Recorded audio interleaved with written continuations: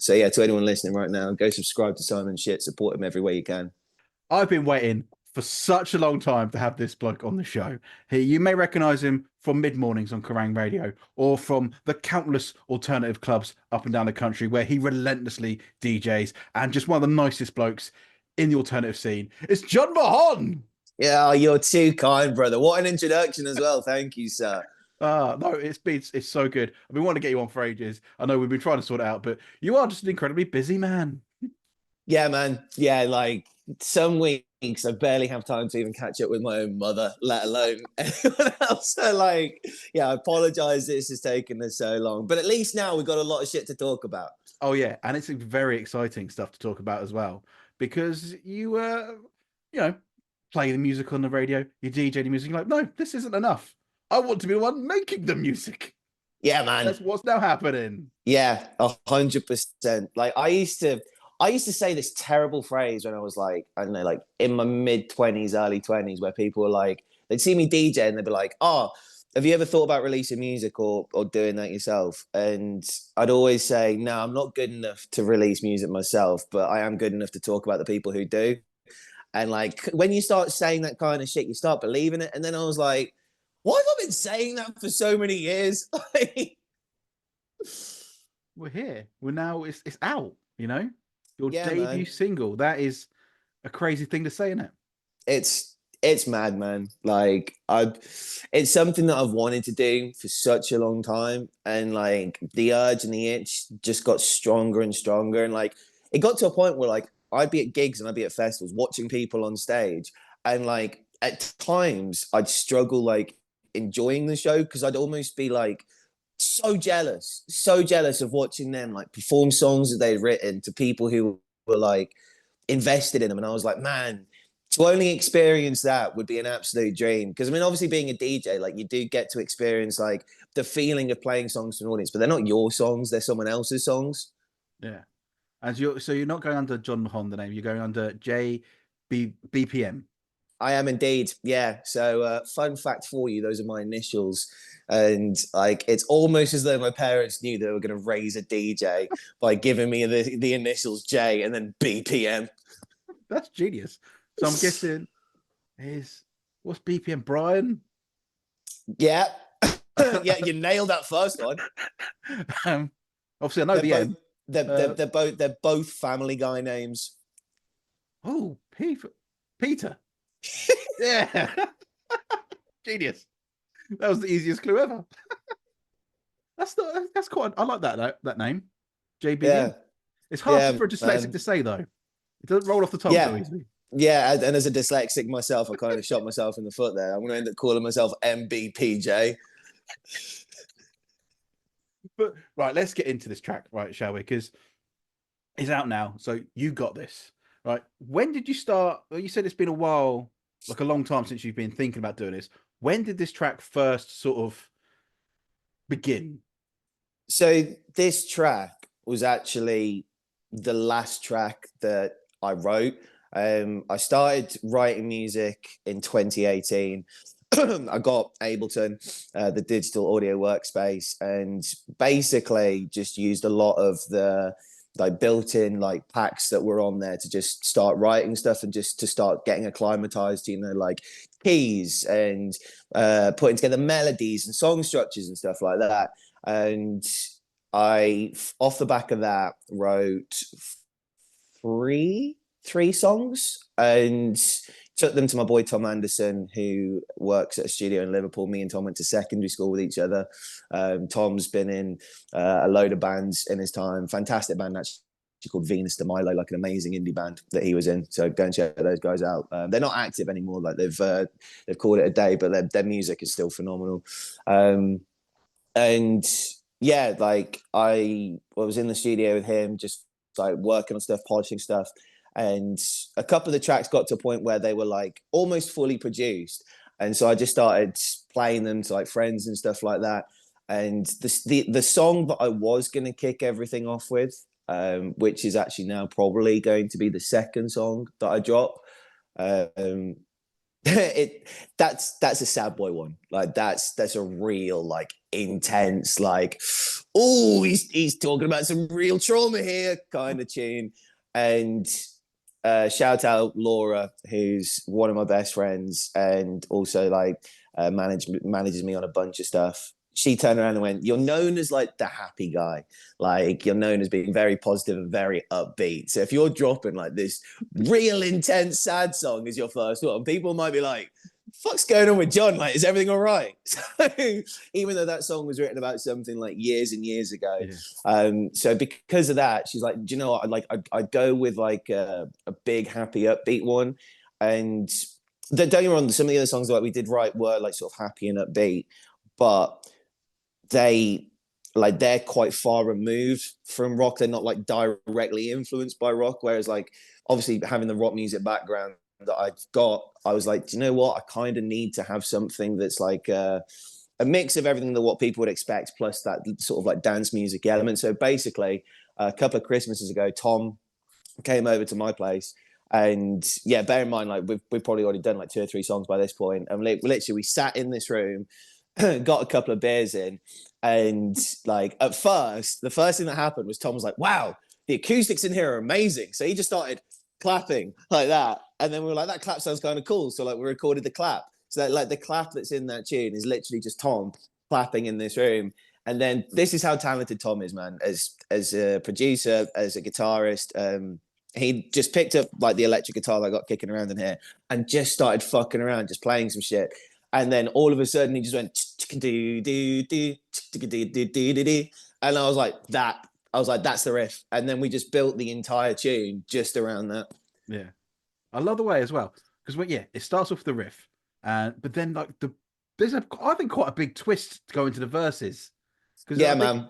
which I wasn't expecting, which was really cool because I like the fact I wasn't expecting it, and like you got the really cool groovy like I don't know how to describe it. It's like Prodigy-esque start sort of thing, and then maybe a little bit more. It's like Shikari-esque for the verses with Motorhead, and like it's just like every influence that you can think of thrown into this. It's awesome.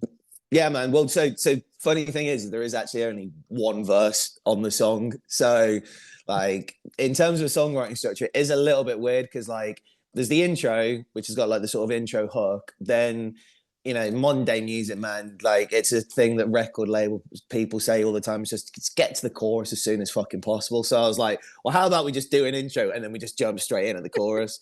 So yeah, it goes intro, chorus, and then yeah, there's just the one verse, and like even that verse had like quite an interesting evolution whereby like to begin with, it was just sort of like very standardy like guitar chords, and I'm a big Nickelback fan anyway, but I was making a load of mashups for Download Festival, and I was like, do you know what, man, that riff in Burn It to the Ground fucks, and it's like that do diddly do diddly do diddly diddly diddly, and like the swing on that, and I was like, how about having like that kind of swing? Because like with the guitar elements, I did want the guitar elements to really stand out as if they were like bandy and like, you know, proper like sort of like raw band elements. So yeah, like we put down the swing on that, and then when it came to like laying the vocals over the top of it, like again, I was listening to a load of Motorhead at the time, and like I was obsessed with Overkill, and like that obsession came because like Overkill was like celebrating some sort of anniversary, and William Regal, the professional wrestler and now like manager of like NXT and stuff, he put out a tweet being like, I remember hearing Overkill for the first time and it like changed my life. And I was pretty familiar with like Motorhead's catalog, but I'd heard of Overkill, but I, like, you know, when you've heard of a song or you've listened to a song, it's two very, very different things. I was like, do you know what? I'm gonna sink my teeth into Overkill. And don't get me wrong, I love the recorded version, but for me, the live versions of Overkill are so much better than the recorded versions because on the live versions, like not only do they make it faster, but it's an absolute war between the instruments. Like very, very little lyrics in it. It's basically like the drums are controlling the pace of everything, and then like the drums are kicking the shit out of all the other instruments. Then all of a sudden, like the bass comes in and starts battling with it. Then the guitars come in and they start swinging, and it's basically like instruments fighting each other. And then like obviously Lem's tone is like one of one, and I was listening to that tune, and I was like, you don't hear people singing with that like sort of distortion on their voice that Lem was known for. Yeah. And I was like, do you know what? Like, it's like a nice little tribute to Lemmy. Because fun fact for you as well, I was born on the same day as Lemmy Kilmister. So I was like, kind of fitting that I'm paying tribute to one of the greatest of all time who I share a birthday with by honoring his vocal style a little bit on Yeah. that verse. You never got to see him live, did you? I remember you saying before. I didn't. Yeah, like the closest that I came was I was working the heavy music, not the heavy music awards, the Metal Hammer Awards, when that was owned by Team Rock, and that was at the O2 Arena in London. And I want to say Motorhead did a performance. I'm 90% sure Motorhead did a performance that night, but I was doing like backstage interviews. Yeah. So like I got to walk past Lemmy. I got to see him like from a distance, but I didn't actually get to see the performance. Yeah, because talking about Overkill, that song live fucks. It's just, oh, like I remember seeing it. I want to say it was I would download a Sonosphere one year, and like the drums, they just did this bit where just the drums were going. It felt like half an hour, and it Yeah. was just like, holy shit, he's going to die on stage. And then Lem Yeah. just comes back out of the bass like, yes, this is just insane. Yeah, like for me, like there's so many great recordings of it. There's one at Montreux Jazz Festival that they did that couldn't stop listening. There's one at Wacken as well. But yeah, like there's that bit where like the drums come back and it's like that, Yeah. Yeah. and then like he's obviously kicking the shit out of that kit. And then like I could just picture like Lem just being stood there being like, all right, motherfucker. It's just it's the best shit, man. It's the best shit. So yeah, like I wanted a bit of inspiration from that. So I mean, like less so on the melodic side and more on the vocal side of just honoring Lemmy, and then combining it with that sort of like swingy nature of like a Nickelback riff, and then like the verse lyrics on that are just stupid. Like they're pretty fucking stupid. It's basically just about like partying and not really giving a fuck. Yeah. And then the actual chorus, don't let the motherfuckers bring you down. Because you said like it's a good mantra to have, but a really hard one to actually follow. Like Man. It's really easy to say, yeah, just don't let those people come down. And especially doing something like you do, being creative and putting yourself out there. It's probably one of the most vulnerable things to go, here's what I've created. This is my child. Please like it. And then like the internet is full of people that will have their own opinions and then everyone is unfiltered online. So like not let the motherfuckers breathe out. It's a really hard thing to live by, but I love it. I love the stance of it. I appreciate that, man. So like, fun fact about that bar is that like when me and Tom was sat in this room, we'd come up with the sort of like melodic structure. We got the riff, and then Tom was like, "What's this song going to be about?" And I was like, "Well, the message and the tone of the song is like very upbeat, very positive, but I also want it to have that spin of like, just don't let shit ruin your mood." And like he was like, "Oh, almost like don't let the bastards bring you down." And I was like, "Yeah." And like we were fucking around with that for a while and trying to like slot that in rhythmically, and like it didn't have the punch that I was kind of like looking for with it.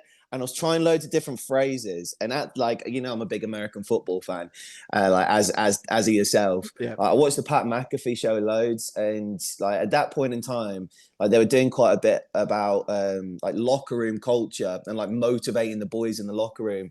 And I still remember the interview clip where Pat McAfee was like, "You can motherfuck people into being motivated." So you walk and it's like, "All right, motherfuckers." And it's like, ever since then, I've realized like if you use a motherfucker at the right point in time, it can really pump some people up. So I was like, okay, cool. And then like we started, it's like, don't let the motherfuckers bring you down. And it's like, all of a sudden that punch came into it. And like, I mean, like I've as I said in the press release for it, like sometimes like it's not even like that the motherfuckers aren't even like as you said, like people on the internet or people like trying to bring you down. Sometimes you're that motherfucker who is bringing yourself down, and sometimes you almost have to stand up to yourself and be like, no, actually, motherfucker, you're not gonna bring me down today. Like, I got this. Well, it's like you said at the start, like you've been thinking about releasing stuff for years, but you always thought you weren't good enough. So you kind of were in that headspace going, yeah. Just a quick side note, because you have mentioned NFL and the Super Bowl is on Sunday. So early predictions. I'm guessing you're rooting for the Chiefs. Of course, bro. The Chiefs is still the Chiefs, to quote Pat McAfee. They're going to three-peat. There's nothing that the league can do to stop it. Travis Kelce's going to retire at the end of the game. Like, he might even propose to Taylor Swift at the end, like no exaggeration, at the end of the Yeah. game, like completing like the American, Dream. the American dream. Yeah, like it's gonna be like the storybook ending. It's gonna inspire her next album. Like, yeah, Jason Kelsey's retired. They've got the podcast. Like, Travis Kelsey's probably gonna be like a Saturday Night Live host and all that kind of stuff again. Like Patrick Mahomes, I think will probably stay at the Chiefs. I could see Andy Reid retiring as well with 3 Super Bowls to his name. But yeah, like the Chiefs are still the Chiefs, and like as much as I think Philly have had a great season, and it's been great to see Saquon running Yes. wild. Yeah. Like like more so than anything else, I'm stoked that in his first season away from New York, he's made it to a Super Bowl. So yeah, I'm stoked for Saquon. But I mean, yeah, dude, you're not stopping the Chiefs. Like you just have to watch that Bills game to see just how impossible this lineup is to stop. I mean, like Steve Spagnuolo's defense has been insane, and if you think that he's not already been dreaming of ways to ruin Philly's offense, you got another thing coming. So yeah, I've got the Chiefs. I think it'll be an entertaining game. I'm hoping, the last time they played in the Super Bowl, I'm hoping for another one of those. Like I don't want like a 23-20 game. Like give me like a nice 35 points each, and then like the Chiefs win it by a field goal again or something like that. But yeah, man, Chiefs are taking the 3-peat. Yeah. Who have you got? I kind of want the Eagles to win, mainly because then it's the NFC winning, and I'm a Seahawks fan, so I kind of want the NFC to win rather than the AFC. And also, I want Saquon to get a. I don't know what the record is for the most rushing yards in a Super Bowl, but I want him to beat it. Yeah. Oh yeah, 100%. Yeah, that's a good one actually. I like that. All the stats are going to start coming out. Like, as soon as the Pro Bowl's finished, like everyone's going to be ringing up, going, "Okay, cool. Here's all the records that are on the line." And yeah, like seeing as he didn't get the single season rushing record, like give me Saquon to break that record in the Super Bowl. I think that'll be very, very deserving of the season that he's had. Yeah, especially I love the fact that Americans love a stat. I think the Mm. greatest one I ever heard before was during a Steelers game, and it was something like the Steelers had never lost the weekend that a Spider-Man movie had premiered. Love it. I've got one of those for you as well, which is it was not last Christmas, the Christmas before, around about Thanksgiving. The Detroit Lions always tend to play on Thanksgiving. Yeah. And I don't know who found this stat out, but the Lions have never won a Thanksgiving game when there's been a waxing gibbon moon. So there's different types of moon cycles and shit like that you can have. And every time there's a waxing gibbon moon on a Thanksgiving, the Lions lose. I want to be the person who comes up with these facts, because you just got to be a bit weird. And they did. They played the Packers and they lost because of the gibbon moon. Because of the moon. Yeah. Right. Back to music. Always like to play a game with guests, and normally it's around like their songs and things like that, but you've only got the one out at the moment, so it'd make the game rather easy if it was just the one song. So there's 2 versions of this game, so you get to pick which one you play. So it's called Streamy Streamy, Say That You Stream Me, where it's just higher or lower with streaming figures, but we got 2 options for you. You can either have 21 Pilot songs, Okay, which I think you'll smash out the park, or you can have artists who you have interviewed on the Jon Mahon show on your podcast. So it'll be their monthly listens. So it's either 21 Pilots or artists that have appeared on your show. Oh, I want to do 21 Pilots, but the fact that you've done enough research to build it out of people that I've had on my show is fucking impressive. Let's go for people as much as I would smash the 21 Pilots round. Let's go for people on the Jon Mahon show. All right. So the starting figure is Bowling for Soup at 2.9 million streams a month, right? Yeah. So is it higher or lower for Funeral for a Friend? Lower. Yes. 333,000. I mean, these are rounded up or down to the nearest, because I didn't want to do the point, whatever. So we're at 333,000 for Funeral for a Friend. Is it higher or lower for Blackstone Cherry? Higher. Yes, 720,000. And then we're going from Blackstone Cherry to one of the UK's finest exports in the last few years, Holding Absence, higher or lower than 720,000. Are they getting more streams than Blackstone Cherry?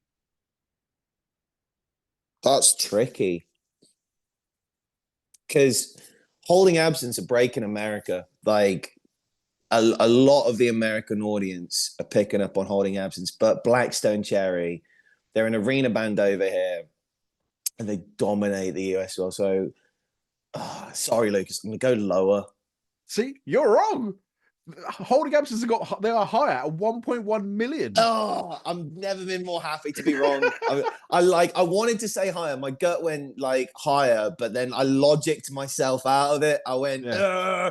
yeah, an arena band over here, like, let's go holding I know. absence. The amount of Let's times I've done this fucking game, there go. is no logic to it at all. There's certain songs I'm like, how is that not got higher than other ones? And then even the artists are like, I don't know why. Right, so we're at 1.1 million for holding absence. Is it higher or lower for Wheatus? Oh, lower. No. 8.6 million, of which I'm gonna guess 8.2 million is Teenage Dirtbag each month. Oh my god. Yeah. Big numbers for them. Blown my mind. The only thing 8.2 million. Yeah, I think it's because that Teenage Dirtbag must be on so many playlists, and like any Yeah. Rockhampton playlist, that's on there, in it. Yeah, that's true. Fair Only thing, play. yeah. Fair play, Wheatus. So we're at 8.6 million for Wheatus, and then we're moving on to While She Sleeps. That's that's got to be lower.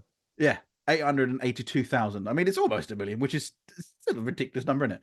And then this was one of my favorite interviews you've done, and I highly recommend anyone checking it out. Ryan from the Hunter. It was great interview. Thank you, So bro. higher or lower than While She Sleeps at 882,000. Lower. Yes, 572,000. Damn. Then we're moving on to Bambi Thug. Bambi Thug. What's the number?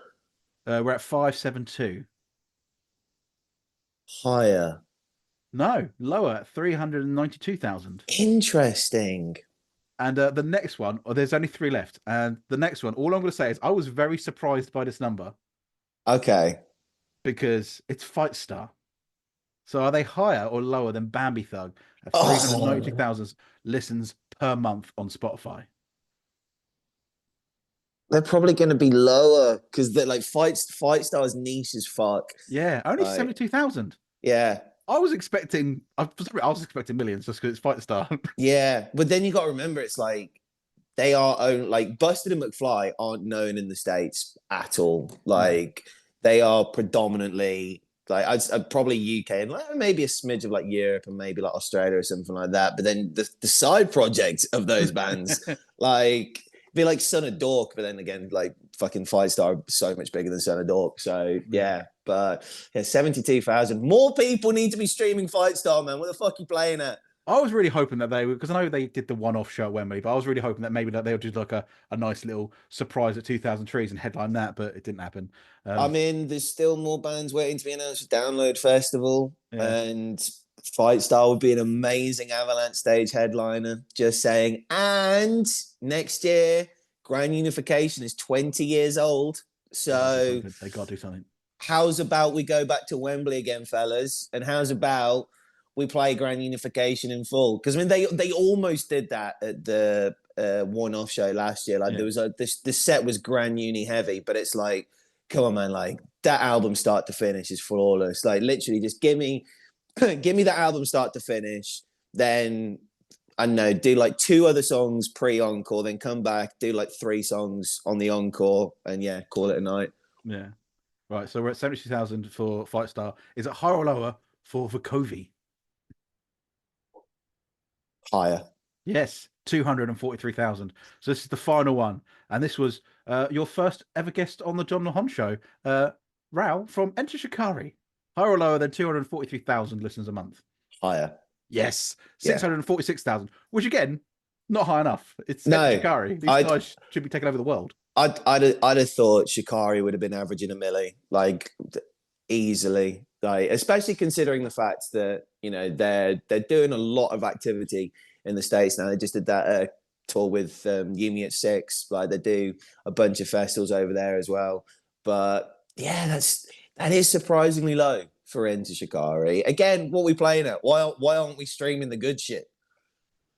I love them, and I love Raoul. He's just so nice. Yeah, the best dude, the absolute best dude. Like the hardest working, nicest people, as of a Kobe as well. Like we're being represented very, very well in the UK at the moment as well. With holding absence you mentioned earlier too. Yeah.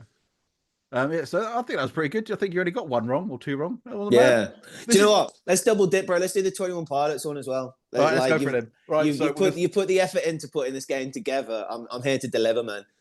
there's another game I do, which is song lyrics, and I change them up. And it's really hard to do. It takes about an hour to do 3 songs. And I did it with Frank Turner, and he got them all within about a minute. And he was like, I feel really bad the amount of time it's taking you to do this. And I was like, yeah, but it was fun.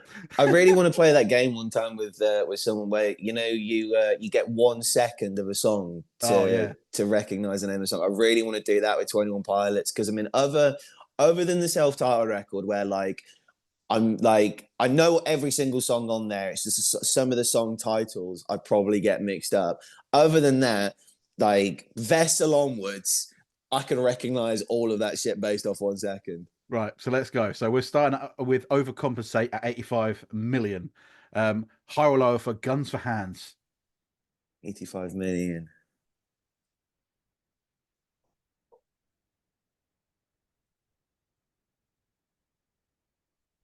Higher. Yes, 196 million. And then Yeah. we're moving on to Lane Boy. Is it higher or lower than 196 million? 196 million. Yeah. Higher. Yes, 321 million for Lane Hands. And then my personal favorite 21 Pilots song, Addict with a Pen, higher or lower? Lower. Yeah. Only 85 million. Yeah. The world is rubbish. Then we're going on to Pet Cheetah. Higher or lower than 85 million? Higher. No, lower at 80 million, which these numbers are still Really? insane. Yeah. Interesting. I think, I'd have thought Trench as a record would have been like every single song would have been touching like silly numbers. yeah. I think 5 million of Addict with a Pen is me. So we're at Pet Cheetah at 80 million. Is it higher or lower for The Craving? 80 or 18 million. 80, 80. 80.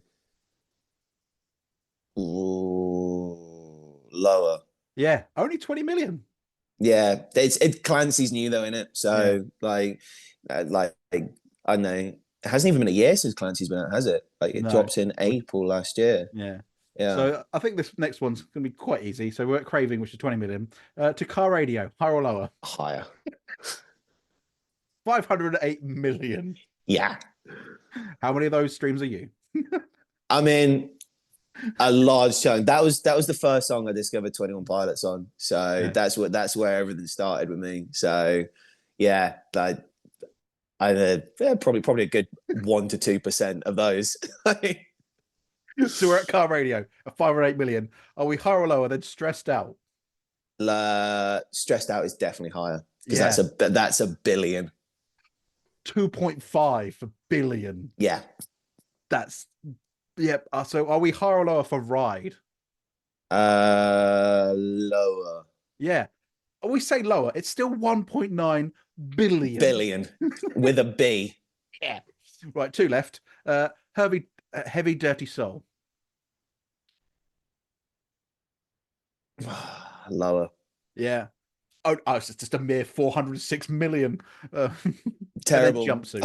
Half as good. Yeah. Half as good. What's the one like 500?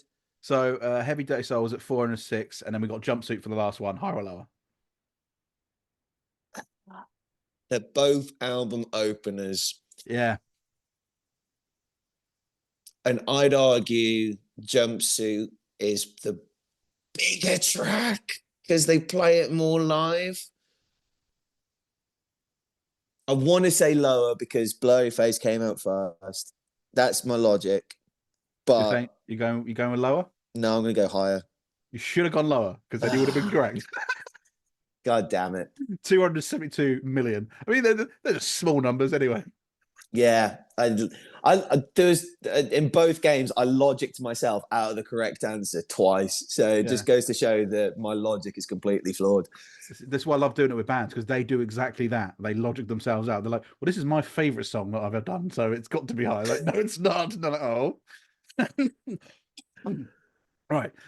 So yeah, let's get back to music. Well, we were still on music anyway, but a big thing that's happening with you, besides a debut single, is you're going on tour with Bowling for Soup. Yeah, Yes, yeah.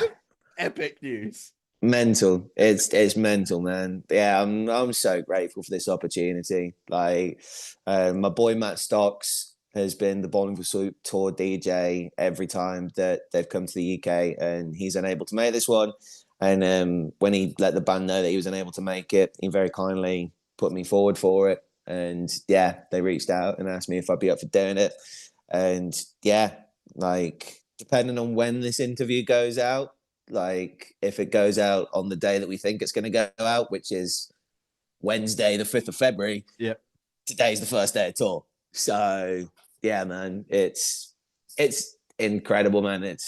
I'm so grateful and honestly so appreciative to Jarrett and the fellas in Bowling for Soup because I've never been on tour like as a performer. Like back a day, I managed a band and they did a support tour with Mindless Self Indulgence, well, that's cool. and I think it was like 5 dates that we did, and that was the closest that I came to like being on a tour, traveling from city to city. But I was in a managerial role. I wasn't like performing or anything like that. Whereas like Yeah. this is my first time performing on a tour, so I'm DJing in between the bands, and it's a fucking arena tour.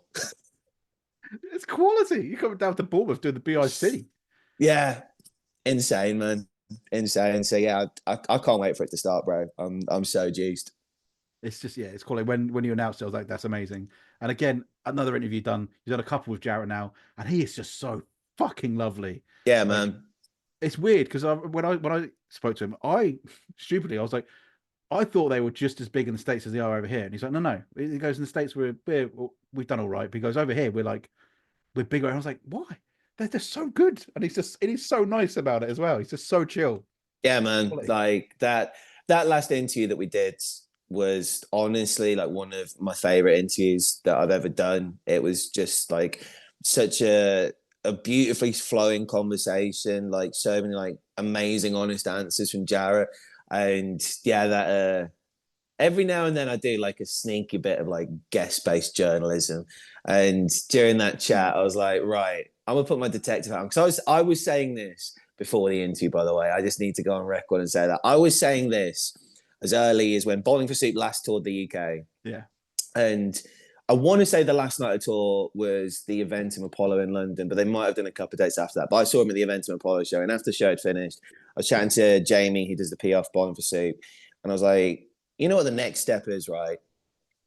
I was like, Bowling for Soup have never done Wembley, and it's like it's got to be, it's got to be a big one-off show at Wembley Arena, Bowling for Soup's biggest ever show in the UK. You got to do it. And then obviously Download rolls around. They announced the tour with Wheatus, and you look at the tour poster. The biggest missing city on it is, of course, London. Soup always do London when they come through the UK. So I was like, okay, this is a good sign. And then yeah, in that interview, I had to be like, hey man, you don't have to confirm or deny anything, but I'm just putting it out there. And yeah, sure enough, what was it? Couple of weeks ago, they announced Wembley Arena, Punk Yeah. Rock Factory, and Wheatus. The support fucking huge. Like the band deserve it, man. Like, and as you said, like they are one of the greatest of all time, like without a shadow of a doubt. And the fact that yeah, the band are very honest about the fact that the UK has always been more welcoming to them in terms of the size of rooms that they play than the US, then it's what they deserve. Like if we Oh, yeah. if we as a UK music based audience can turn around and go, cool, we love you so much, so we're going to help you sell out the biggest, most historic arena that this country has to offer because we love you that fucking much. Then yeah, bro, like I'm so happy for them, man. Yeah, because I put them like when I was chatting to Jared, I was like, so you kind of like in pop punk, you kind of got the top tier is like Blink and Green Day, right? They're kind of the leaders of the pack. Then I was like, you got Offspring and you guys. He's like, we're nowhere near that. I was like, yes, you are. Yes, you are. Please believe in yourself, man. You're bowling for soup. Yeah, 100%, 100%. And they are also very, very humble about what they do. And it's like sometimes people like us have to juice up bands and make them realize just how big they are and just how appreciated and how loved and adored they are by their fan bases. Yeah. So you said about your little prediction that you did, which was great. I did the same thing, but last year went to Lost Evenings, Frank Turner's festival when he was in Toronto, and I was chatting to a couple of the PR people from Extra Mile, and they were like, "Where do you reckon Lost Evenings going to be next year?" Then I was like, "Well, for the last 3 years, he's been over in America or Canada, like here." So I was like, "You've got Show 3000, which is happening in London, so it's not going to be anywhere down south because that's ridiculous if London got Show 3000 and then the next Lost Evening." So I was like, "So maybe in Europe," or I was like, "Edinburgh," and they both and the PR person, she just looked at me and just went, "Okay, I'm not going to say anything." And then literally 2 days later, he announced it, and I was like, "Yes, I was right." And she was sat there going, "Yeah." Let's go. She was like, as soon as you said Edinburgh, she was like, "I just couldn't say anything." She was like, "I can't give it away." I love it when we get those moments, bro. I love it where it's like, oh, we connected some dots here. Ah, yeah. So this is just a really exciting time for you, isn't it? Like, you got your Kerrang radio show, which is awesome. I try and listen most days, which I think you're one of the best broadcasters out there for being honest with the listeners, I um, appreciate that, man. and like really connecting with listeners as well. I think there's a real passion there, which is amazing. Then we've also got you're going on tour Bottom Soup, which is just a fucking dream come true for anyone. And then also you got a debut single as well. Like this is just a really fucking cool time Yeah, for man. you, and I'm so happy that it's coming around and it's all coming together, at the right time. The single's coming out with the tour, like it's when the dots connect, and it's just Thank you, I'm brother. so happy. I appreciate that, man. Because yeah, like to pull back the curtain a little bit, I was actually meant to debut this song during my DJ set at Download last year. Like it wasn't mastered, but it had been fully produced and mixed, and um, it was in my set, and it was towards the tail end of the set. Like I want to say it was like sort of like 3 or 4 songs before the end of the set. And as it got to the point in the set where that song was coming up, I've never had like imposter syndrome or like performance anxiety to like that level before. Like, I've had it a couple of times in my career, but like in that moment, like I was getting lightheaded, like my breathing was getting shorter, like I was feeling dizzy, like I wasn't drinking during that set as well, and I was like necking liquid death, just like trying to like sort my head out. And like as it got closer and closer to when I was meant to do it, like I kept on feeling like I was gonna fucking pass out, and I was like, this is a sign. So like I chickened out of it, pulled the plug on it, and went down a different route. And literally my only regret from that Download set last year was not playing that song, because I felt like I kind of like failed myself a little bit. Like I spent so much time working on it, and that was like the time to like debut it and all this kind of stuff. And then I was like, it is what it is. And I'll have to find a different route to like launch this project. But I mean, like, I'd have played it at Download that night, and I wouldn't have had anything lined up in terms of like a plan as to what to do next with it. Like it wasn't out on Spotify. I hadn't even put that into motion. Hadn't got it. Like I'd have had like a bit of promo video from like playing it in the DJ set, but yeah, like it was one of those moments where I was like, fuck, like that was really weird. But then I guess everything happens for a reason, because when the Bowling for Suit tour came about, I was like, well, that feels like a right time to like launch a song and to play it, like my first actual tour with actual bands playing actual venues and shit like that. So yeah, like I spoke to a couple of people and they were like, yeah, like launch it, like do it. And yeah, pretty much since the Suit tour got announced, it's just been getting everything in line to drop this song. And yeah, it's feels good, man. And the scary thing is the first time that I'm going to play it to an audience, it's going to be the first night of tour on a Bowling for Suit tour in Blackpool. So could go one or two ways. People could love it, or they could be like, should have just stuck to radio, bro. Listen, no, I think you let the motherfucker get you down at Download, but Exactly. I think it's the right move, because I think it may have just got lost in the set a little bit, because that set's ridiculous as well. It's on YouTube. Was there any water left in your body? Because you were a very sweaty man by the end of it. Dude, no exaggeration. I was slipping in pools of my own sweat on stage. Like, there's a couple of shots like that didn't make it into the set where like I'm like saying something and then I just go like, and I look down, like, what the fuck is that? It's like, oh, it's my bodily fluids. But yeah, I think this is the right time, and like it feels like you said, more there's more of a plan in place and thing like that, and like it's oh yeah, like I keep saying, I'm just so happy for you for this going forward. Like so, obviously, what the single is then going to be an EP at some. There's like 5 songs you've written in total, is it so far? 5 songs have been recorded. What like yeah, you got this is obviously the most finished one. I'm actually at time of recording this on Tuesday. I'm going to Liverpool again to meet up with Tom, and we're going to be working on the follow up to You Got This. That's the sad boy one. But the thing is, right, is the people that I played that song to, they're like, yeah, the lyrics are really sad, but like melodically, it's actually like a thumping tune. So that's probably going to be the one that I follow it up with. Um, and then I don't know if I'm gonna do an EP. I might just go down the singles route and just release singles Yeah. until until we find something that clicks like a sound or something like that. Because basically, like all the songs that I've got recorded, all of them sound different. There isn't Okay. like very 21 Pilots. There's no 2 songs that sound the same. Like the next one is like a combination of like I'd say like metal and drum and bass, and then there's one that's like as close to like a sort of like poppy EDM song as I could probably get. There's one that's like very very metal, like lots of screams, like quite bring me ish in its like sound and production.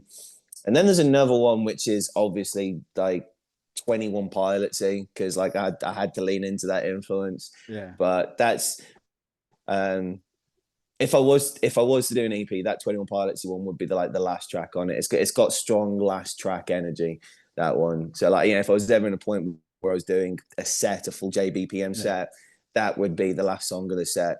Because it's got like a nice little acoustic guitar start, and then it ends very car radio, actually, like very car radio. So yeah, those are the songs that have been recorded, and yeah, those 4 need a bit of work and a bit of polish, but I mean, yeah, like the dream would be to get them all out this year, and I don't think there's any reason why I couldn't get them all out this year. So yeah, man, there's still a lot of work to do, Yeah. but I'm stoked on it, man. Like this process has been so much fun, and just like yourself, like we're nerds, we are music nerds. Like when How dare you? yeah, when you get into music journalism and you start interviewing people, the main reason why you do it is because you're a fucking nerd, and it's like you've got all of these questions. It's like, cool, where did this come from? Why did you do that? How's this come about? And like now being in that process, I'm asking myself those questions whilst I'm doing it, and it's the best shit, man. I can see why it's so addictive, and so many people like hold on to doing stuff like this for as long as possible because it's the best shit, man. Yeah. And then when you first get on stage and play it for the first time, that is going to be something special. Because I'm I've gonna be played in shitting bands. myself. I'm gonna be Yeah. fucking shitting myself. But yeah, it's gonna be great, man. Because I think being on stage, there's no feeling like it's weird. Because like I was in bands for years just as a drummer, so you're always kind of hidden in the background. And then I did stand-up comedy for a bunch of years as well. And when Oh you're on boy. stage and it's just you putting yourself out there, when you're getting that positive reaction, there's nothing like it. I can't describe that feeling. So when you first press play, and you're like, "This is fucking me, motherfuckers!" Like, just own it. Motherfuckers. Oh, it's gonna be epic. Yeah. So, are we gonna like get like could you do like a mini tour around like club venues again, like you've been doing? That's there's a couple of different avenues that like I'm looking at towards like the tail end of the year in terms of once I've got like a set's worth of songs. Yeah. Like I and because thing is in very me kind of fashion, like these songs aren't long. Like You Got This weighs in at under 3 minutes. Yeah. I want to say the next one's like 3.5. Two of the others probably flirt around 3, maybe under 3, and then that last one that I mentioned, that one's the longest one. I think that one's about.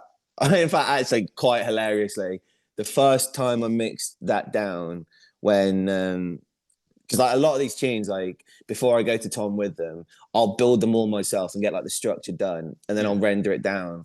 And that one came out bang on 4 minutes and 20 seconds. And I was like, I got a lot of time for that.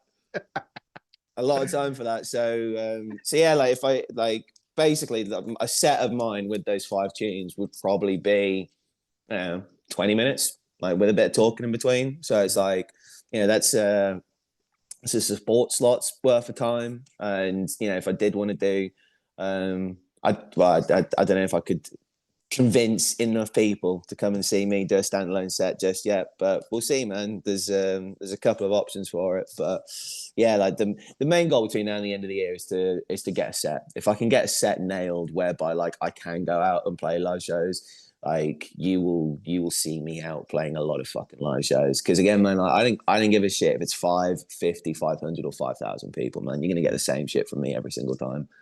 Yeah, you do, because when I've seen you at Delight, like you're just as sweaty as you were at Download. Yeah, man. Like I didn't know anything less than 200% when I'm up there. Yeah, this is just incredible. Like I keep saying, I'm so happy for you, because it's a lot of years of hard work and hard grind, and you, like I said at the start, you are just one of the nicest people I've met in this whole industry. Like It's you're kind of just you to say, brother. I genuine, appreciate that, like man. just so genuine, and like I said about when you're on radio, you're just so honest with the listeners as well, which you don't often get. Because there's been days when you've come on, you've kind of gone, yeah, I'm not feeling great today. I've never heard a radio presenter, and all the times ever done radio, I've always been told by a producer, you are never allowed to say that you're sad. You've always Mm-hmm. got to be the pillar of happiness. But honesty, I think, is a better connection with the listeners. Without a doubt, dude. It's like I was part of the exact same school of training. It's like you feel like shit. Cool. Put the mask on because you're fine right now until that microphone goes down at the end of the show. You are fine. And it's like that's not real life. Like that's No. not how life works. And it's like, yeah, recently I've had a string of fucking more good days than bad days. And again, that's something I'm very, very grateful for. But if it was the case that I woke up tomorrow and something shit had happened and something bad had happened, yeah, you bet your ass I'm going to go on the radio and throw out the microphone and be like, yo, I feel like shit today. But again, it's like, through listening to my show, you probably hear me do this every day. It's like the reason why I do the 2 questions, which is honestly, how you feeling today? Because that's important. And then what's one thing that you're grateful for? Both of those things came from my time in therapy and seeing a therapist. And she was like, when you start your day, you have to be honest about how you feel at the start of that day. Like, how have you woken up feeling that day? Acknowledge those feelings and like don't disguise them or try and convince yourself you're not feeling those feelings. But however you are feeling, out of that, and she said, find 3 things to be grateful for. And obviously, on the radio, it's kind of hard if you're asking people to do multiple things at the same time. So like effectively, I'll be asking people for 4 things. So I'm like, no, it's like, let's make it simple. It's like, honestly, how are you? And then what's one thing that you're grateful for today? And it's the power of that gratitude, man, is insane. Where like gratitude is an incredible thing, because like even if you do feel like shit, if you can find something that you're grateful for, it counteracts the shit. Like it's almost like the like in Harry Potter, where Voldemort and Harry are having like the wand duel fight, and like it's like the 2 beams of light are going at each other. It's like Voldemort's like, your shit. It's like, oh, I feel like shit today. And then Harry's coming in with a gratitude. So it's like they're having that little like fucking like tug of war. And it's like it can change shit massively. I DJ'd a wedding at the end of last year. And I can't remember what it's like on the bride or the groom side, but like someone, one of the parents listened to my show, and she said like she had an accident of some description where like I think she like broke her leg like really, really badly. Like she was like bummed out, sat at home, and then like was listening to the show, and I was doing, honestly, how you doing? What's one thing that you're grateful for today? And she was like, okay, cool. She did it. She said the answer out loud, and then she found her one grateful thing. And then she found something else that she was grateful for. And then she found something else that she was grateful for. And before she knew it, she had like 10 or 15 things that she was feeling grateful about. And all of a sudden, all of those like sad feelings that she had where she was like really bummed out and really depressed, like they'd been turned on their head and she had a different perspective. And that's all it is, man. Like that's all it is. It's just finding finding a different perspective where it's like, yeah, there's going to be shit in life that brings you down and bums you out. And yeah, you can wake up and have like multiple shit days on the trot, but it's like, you don't have to sit in the shit forever. Like if you can find a couple of things to be grateful for, like use them as your fuel instead of your shit. Absolutely fucking perfect. And I think that is a beautiful way to end it. So thank you so much, John. It's been an absolute fucking pleasure. And JPBM, You Got This is out now, streaming everywhere. Go check it out. It's just a lot of fun. And if you're going to Bowling for Soup, John's going to be there. If you've got a DAB radio or a mobile phone, the Kerrang Radio app 10 to 1, or just I'm any. fucking everywhere, man. You can't escape me anymore. Like, Oh, I'll be coming over to your house for afternoon tea at some point. But yeah, bro. Before we wrap this, man, I just want to say a massive shout out to yourself, man. Like you are so hardworking, you're so talented, and you are so creative in the things that you do, and you're wildly entertaining, bro. Like one of my favorite things when I open TikTok is seeing your song challenge pop up, and like every single fucking day, like I see one of those song challenges, like I'll fucking either if it's a song that I don't know, I'll go and check it out, or if it's a song that I do know, I'll put a smile on my face because I'll be like, good choice there, Simon. So yeah, bro, like keep crushing it because yeah, you're one of one, man, and I'm very very proud of you with everything that you're doing at the moment. So yeah, to anyone listening right now, go subscribe to Simon shit, support him every way you can. oh, thank you so much. And hopefully I'll see you in Bournemouth because I'm still trying to get down for the Bowling for Soup show. So hopefully I'll see you there. Yeah, boy.